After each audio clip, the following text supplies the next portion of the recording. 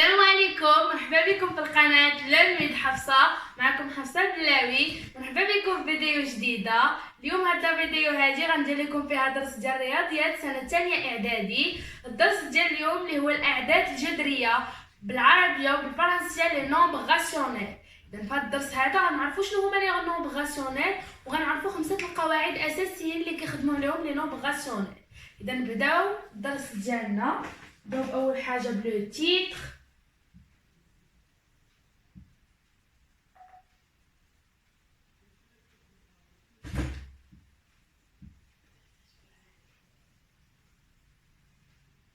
الاعداد الجذريه. اذا اول حاجه غادي نعرفوها هي شنو هما الاعداد الجذريه ولا لا ديفينيسيون ديال هاد لي نومبر هادو لي نومبر راسيونيل. شنو كنعنيو بهم؟ ديفينيسيون. اذا عدد جذري هو قسمه عدد نسبي اللي هو اعداد نسبيه هي الاعداد الموجبه والاعداد السالبه على عدد صحيح نسبي غير منعدم. يعني الفوق خصو يكون يا بوزيتيف يا اما نيجاتيف، يعني وحده فيهم. والتحت خصو يكون يا اما بوزيتيف ولا نيجاتيف، وخصو يكون ديفيرون زيرو، يعني يكون ما كيساويش صفر ويكون صحيح، عدد صحيح. اذا باغ اكزومبل عندنا ناقص 9 على 10 ولا ناقص 9 على ناقص 10 ولا 9 على ناقص 10، يعني كيكون فوق عدد نسبي والتحت عدد صحيح نسبي غير منعدم. اذا ان نومبر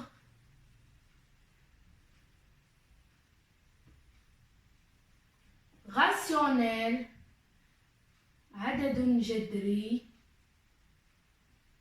et le quotient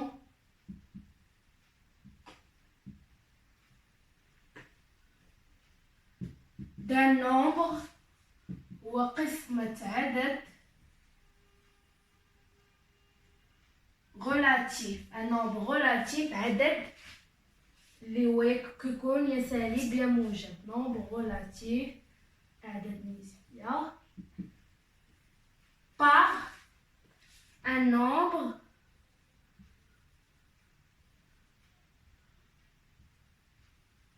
على عدد صحيح طبيعي غير منعدم. entier relatif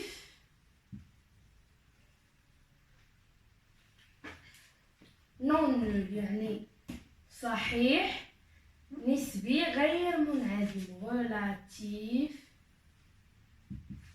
non nul. اذا هذه هي لا ديفينيسيون.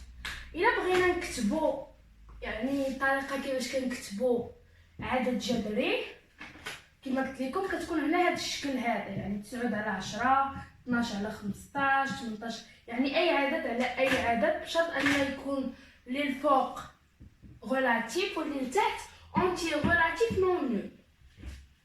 اذا دابا غادي نكتبوا on note un nombre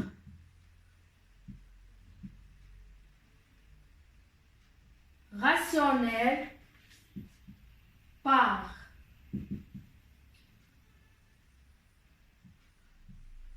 يعني كيفاش كنكتبوا هذا العدد الجذري هذا.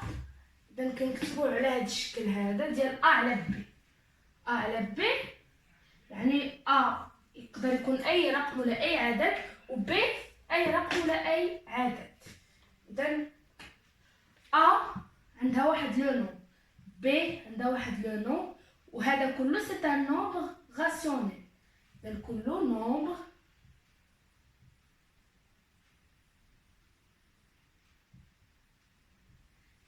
عدد جذري. اذا هذا كله عدد جذري. الفوق كيتسمى البسط بالعربيه بالفرنسيه numérateur.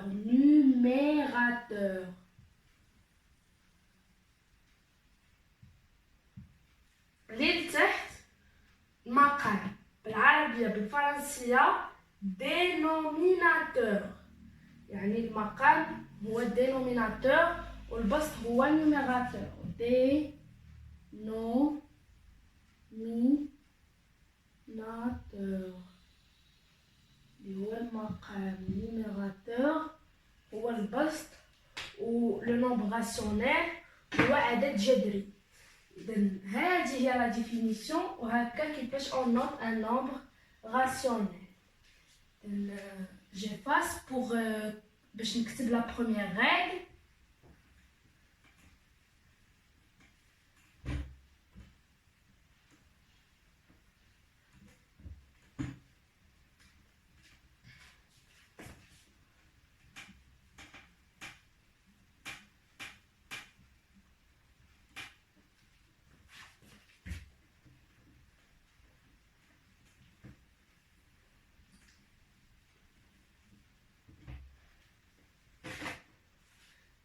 إذا غندوزو لا بروميير رègle.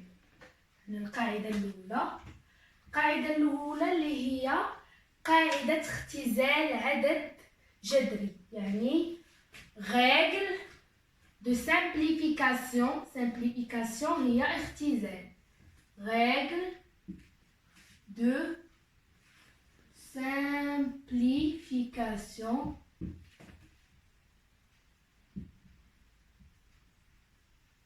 d'un nombre rationnel. قاعدة اختزال عدد جذري. d'un nombre rationnel. عدد جذري.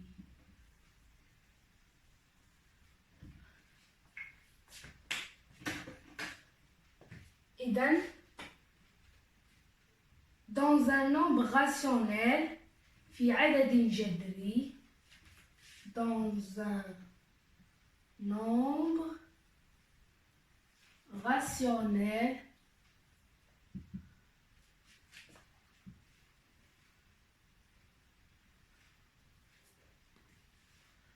si on multiplie في عدد جذري. إلا ضربنا البسط والمقام في نفس العدد الجذري ما كيتغيرش. إذا dans un nombre rationnel si on multiplie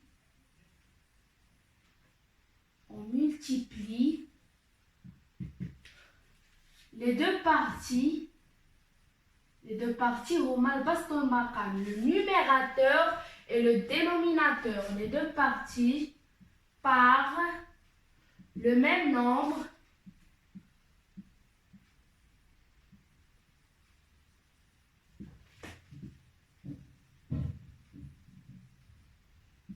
le nombre rationnel ne change pas. Le nombre rationnel ne change pas. يعني لا يتغير. ne change pas.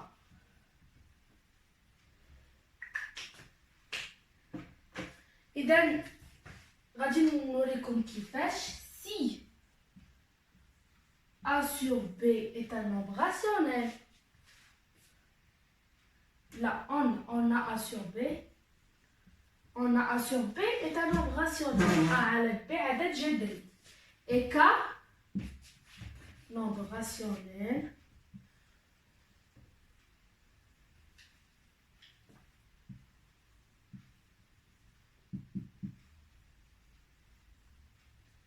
Et K, un entier relatif. صحيح طبيعي. يمكننا نقولوا un nombre entier relatif ولا un entier relatif. صحيح نسبي. إذا A sur B, alors voilà donc A sur B égale à A fois K sur B fois K. إذن هذه هي لا ريغل، وهذه طبقناها ب A sur B و K باش تفهموا أكثر. دابا غندير لكم ليكزامبل باش يعني ملي كيكون داكشي بلا نومبر A sur B كتوضح، ولكن ملي كيكون داكشي بلا نومبر كيزيد يوضح. يعني غتكونوا خديتو، يعني غتكونوا فهمتوا. ملي غادي ندير لكم بلا نومبر غتزيدوا تفهموا اكثر واكثر القاعده. un exemple.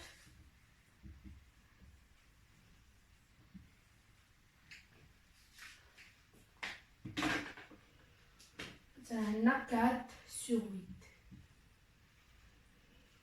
Et 2 de 4 sur 8, est-ce que égale 4 fois 2 sur 8 fois 2.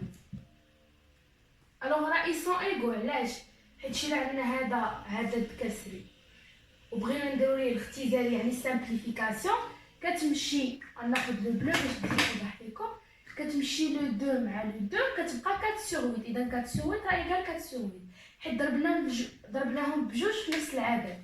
ولا مثلا عندنا 4 sur 8 ضربنا 4 في 3 و 8 في 8، هادو ماشي ايغو حيت 8 ماشي هو لو ميم ديال 3.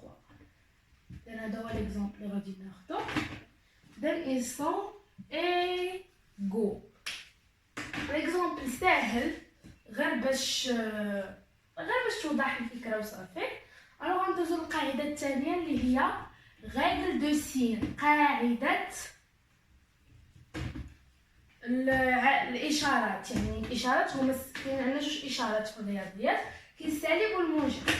العدد اللي عنده ناقص قبل منه فهو عدد سالب، واللي عنده بلس قبل منه هو عدد موجب، واللي ما عنده حتى شي حاجه قبل منه مثلا 480 هذا عدد موجب، لان ما غنقولش زائد 480. هذيك الزائد كتحيد كدار لي نومبر نيجاتيف اللي ما نقدروش نحيدو الناقص، حيت الا حيدناها غادي نشوفو غيتسحب لينا بانه نومبر بوزيتيف.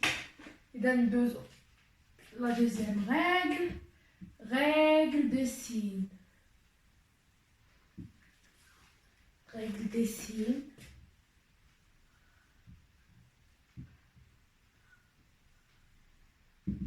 قاعدة الإشارات.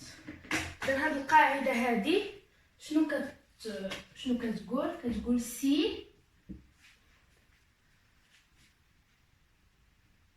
le numérateur ou les deux parties du nombre rationnel, le numérateur et le dénominateur sont les deux parties du nombre rationnel. Si les deux parties du nombre rationnel ont le même signe, إلا كانوا les deux parties يعني جزئين ديال العدد جذري عندهم نفس الإشارة، فالعدد الجذري عدد موجب. Le nombre du nombre rationnel ont le même signe, alors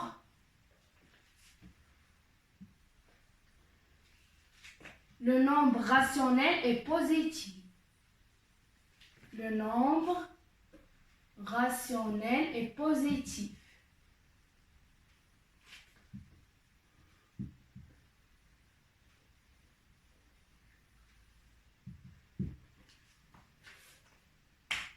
إذا إلا كان عندهم نفس الإشارة فالعدد الجذري كيكون بوزيتيف. إذا غنعطينا A sur B est un nombre positif.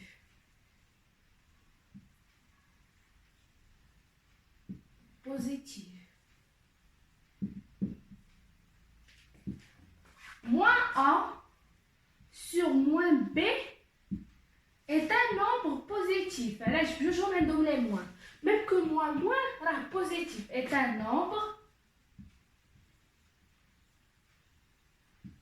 هاد الحاجة باش نزيد نوضح.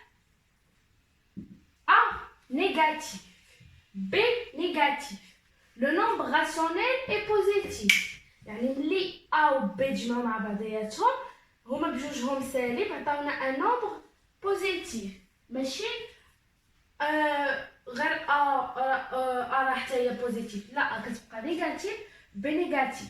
غير هو ملي كنقسموا عدد هادي راه بحال القسمه، يعني قسمه هذا على هذا. اذا ملي كنقسموا عدد سالب على عدد سالب راه كيعطينا نتيجه عدد موجب. إذا ندوزو للقاعدة الثانية اللي هي بنفس القاعدة ولكن الجزء الثاني من القاعدة. Si les deux parties les deux parties du nombre rationnel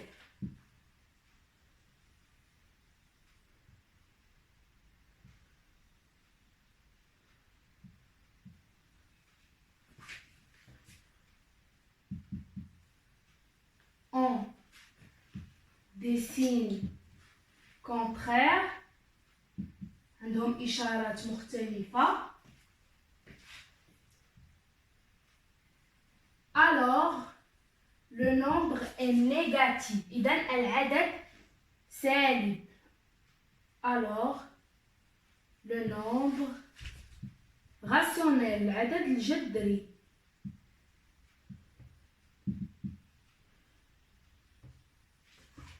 est négatif.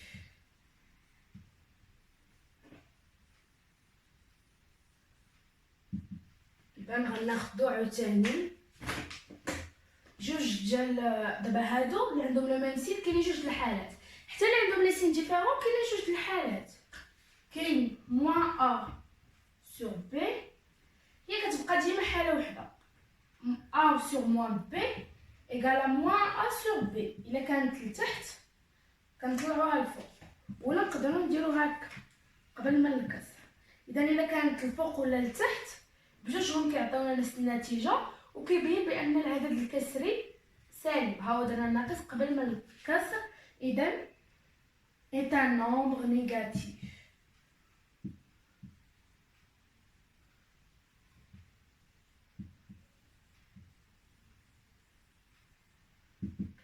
إذن هذه هي القاعدة الثانية وغندوزو للقاعدة الثالثة اللي هي تساوي عددين جذريين اللي كيكونوا عندنا جوج الأعداد جذرية وبغينا نعرفوا واش هاد الجوج كيتساويو. إذن جيفاس لا رègle باش نكتبو نوتر رègle.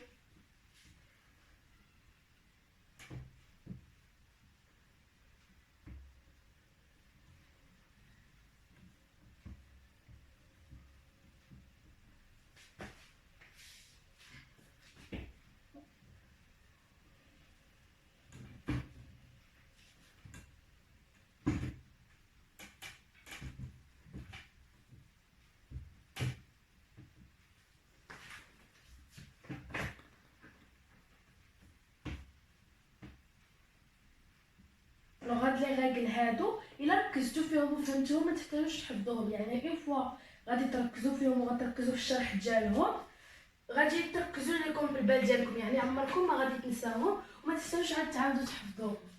اذا troisièmement égalité de deux nombres rationnels égalité de deux nombres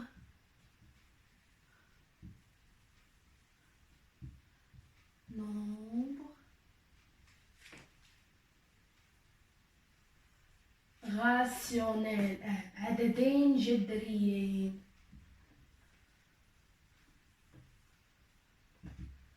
اذا غادي نعرفوا هاد ليغاليتي هادي كيفاش كتكون. اذا a sur b et c sur d sont deux nombres rationnels. a sur b et c sur d sont deux nombres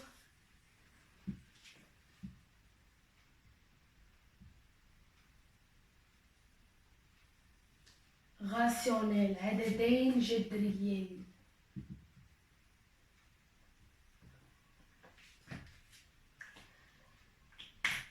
إذا عندنا A sur B égale C sur D. بغينا نعرفو واش يسون ايغو بغينا هادي يعني حنا متاكدينش حنا غير درنا هاد ليغاليتي باش نعرفو. اذا دونك الا كانوا كيتساواو فدي ف ا كتساوي ب في سي ا فوا دي ايكال ب فوا سي. اذا الا عندنا عددين جذريين وبغينا نعرفو واش كيتساويو كنضربو بسط الاول في مقام الثاني ومقام الاول في بسط الثاني يعني le premier numérateur fois le deuxième dénominateur et le premier dénominateur fois le deuxième numérateur. ناخدو exemple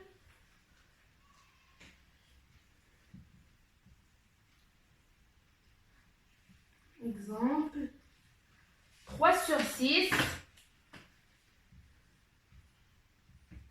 et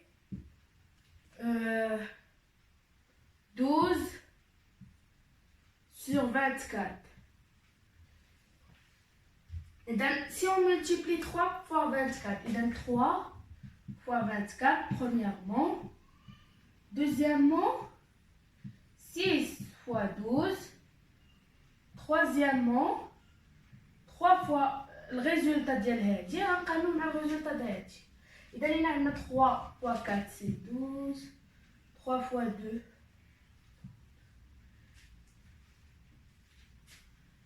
إذا هانتوما شفتو؟ باردون حابين واش في 14. إذا 3 في 24 كتساوي 72 و 6 في 12 72. إذا عندنا 72 كتساوي 72. إذا quatrièmement 3 fois 24 égale à 6 fois 12. Alors, pour conclure, cinquièmement, 3 sur 6 égale à 12 sur 24. إذا أول إيتاب كنديروها هاد ليكزومبل هذا راه هو كيوريك الطريقة كيفاش تجاوبوا على لي زيكزارسيس. إلا قال لك قارن ما بين هاد الجوج، كدير أول حاجة كضرب البسط في المقام والبسط في المقام. إذا أول إيتاب بسط في المقام بسط في المقام، من بعد كتقارن النتيجتين. إلا كانوا إيكو فإن هادي اللي درنا لا ملتيبليكاسيون الأولى كتساوي الملتيبليكاسيون الثانية، فإن العدد ديال الكسرين بجوجهم كيتساويو. هادي قاعدة. الوغ غادي ندوزو للقاعدة الرابعة اللي هي حل معادلة AX كتساوي B. إذا عندنا AX كتساوي B، شنو هو الحل اللي نقدروا نديرو ليها؟ إذا ريزولوسيون دو ليكواسيون AX إيكال à B. AX هي A في X. إذا ملي كيكونوا عندنا دي لتر ولا ان نومبر فوا لتر، باغ اكزومبل عندنا A فوا B كتساوي AB، وعندنا A فوا 3 كتساوي 3A. يعني لو نومبر كيسبق ديما لو لتر.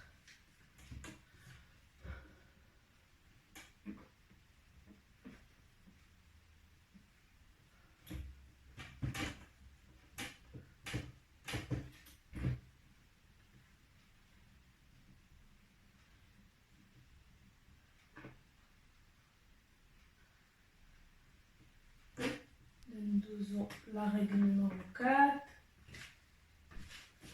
Résoudre la résolution de l'équation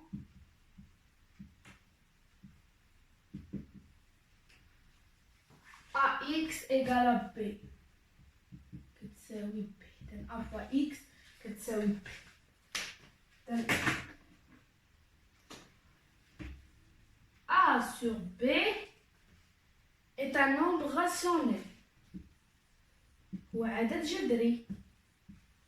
الوغ هاد لو نومبر راسيونيل يقدر يكون حل ديال شي معادلة. يقدر يكون لأن المعادلات حتى شنو عندنا 5 إكس كتساوي 10. إذا إكس كتساوي 10 على 5 عاد إيكال 2. الوغ هذا راه سي ان نومبر راسيونيل. مثلا إلا كان عندنا 5 إكس كتساوي 3 ولا كتساوي 13.45. إذا إكس غتساوي 13.45 على 5. إذا هادي هي الطريقة ديال حل المعادلة. إذا هادي سا بو إتر واحد الحل ديال ليكواسيون. إذا هنا بالنسبة للريزولتا شنو خدينا هذا على هذا. باردون هنا ماشي A sur B، B sur A، لأن ميمكنش B sur A. هانتوما تعرفوا علاش B sur A وماشي A sur B. عندنا هنا إذا شنو خدينا اللي درنا في النيميراتور؟ خدينا هذا بإيكال. إذا النيميراتور اللي هنا اللي الفوق هو هذا. إذا غتكون ليكواسيون كتساوي B. إذا واللي لتحت هو اللي تضرب في إكس، إذا غتكون أ فوا إكس. إذا هذه هي ليكواسيون اللي كتجاوب عليها هاد لو نومبر هذا. هاد لو نومبر راسيونيل est une réponse d'une équation. Alors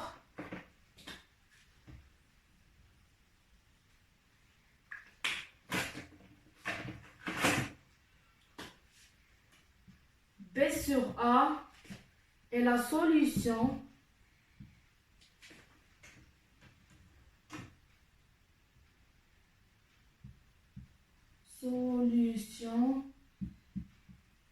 de l'équation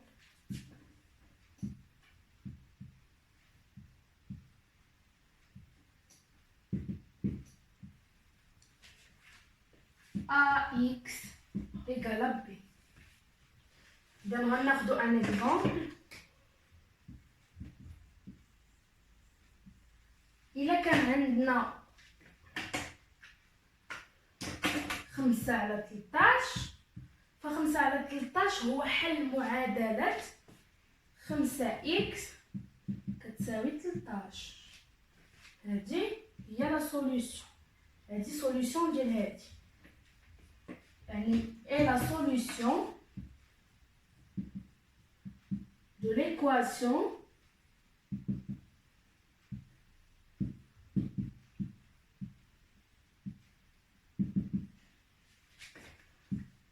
خمسة إكس ماشي 5 إكس 13.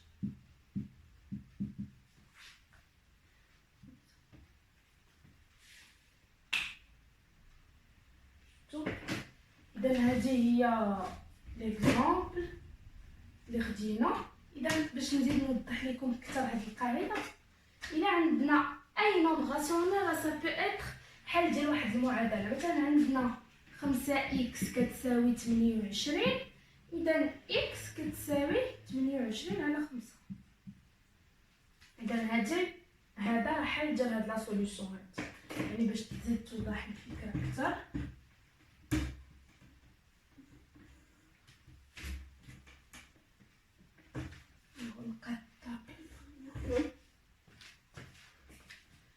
نمسح لو تيتر حيت عندنا دابا اخر قاعده والاخرى سهله اللي هي ديال توحيد المقامات. réduire au même dénominateur. هذا هو السؤال اللي كيتعطى بزاف. réduire au même dénominateur puis calcul. ولا ما كيقولش لك كيعطيك غير الكالكول، انت خصك ضروري دير réduire au même dénominateur، حيت الا ما درتيهاش حتى عندنا 5 على 13 زائد 2 على 26. واش غادي نجي غندير هي 7 على 39؟ راه سي فو. خصنا نديرو توحيد المقامات اولا réduire au même dénominateur. اذا réduire au même dénominateur.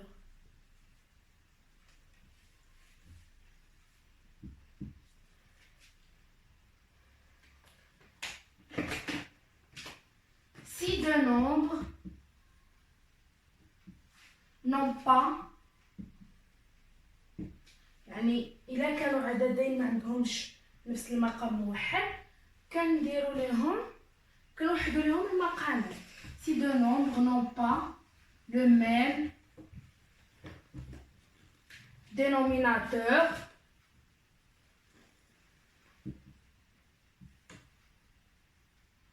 on les réduit، يعني كنوحدوا لهم المقامات، on les réduit au même dénominateur. Au même dénominateur. يعني بطريقة أخرى كنقلبوا على المقام المشترك. On cherche le dénominateur commun. المقام المشترك. فاكتور هو عامل، هنا ما عندناش العوامل، انا غير خطأت وقلت فاكتور كومبل. اذا مثلا عندنا غناخدو لي نومبر اللي خدينا قبيله 5 على 13 اي 2 سور 26. عندنا جوج ديال الطرق. الا كان واحد مضاعف الاخر، مثلا 13 كنضربوه في شي رقم كيعطينا 26، الوغ كنشدو وكنخليو واحد فيهم اللي المضاعف ديال الاخر، وكنشدو مثلا عندنا 2 على 4 و4 على 8. 4 من 8 من المضاعفات 4، يعني 8 كاينه جوج ضرب 4. اذا كنخليو هاد 4 على 8 كتبقى هي حيت كنضربوهم غير في واحد، وكنشدو هادي باش تولي عندها حتى هي 8 كنضربوها في جوج، لان 4 بجوج كتعطينا 8، والفوق كنضربوه في نفس الرقم، يعني كتعطينا 4 على 8 زائد 4 على 8 كتخرج نفس الرقم. ماشي ديما كتخرج نفس الرقم، ولكن هنا في هذه الحاله خرجت نفس الرقم. اذا نجيو نخدموا على هذه الحاله اللي عندنا. اذا 13 جدول الضرب ديال 13 كاين 26، 13 في 2 كتساوي 26. اذا كناخذوا 5 بجوج على 13 في 2 اي جوج في 1 على 26 في 1، حيت هادو ما كيتغيروش. اذا هي 10 على 26 اي جوج على 26. دابا كنديروا لهم يا اما الجمع او الطرح او المقارنه. الا بغينا نديروا الجمع ولا الطرح ولا المقارنه ديال عددين جذريين كنوحدوا لهم مقامات اولا. اما الضرب والقسمه راه كنضربوا البسط في البسط والمقام في المقام، والقسمه كنضربوا الاول في مقلوب الثاني. اذا وصلنا للنهايه ديال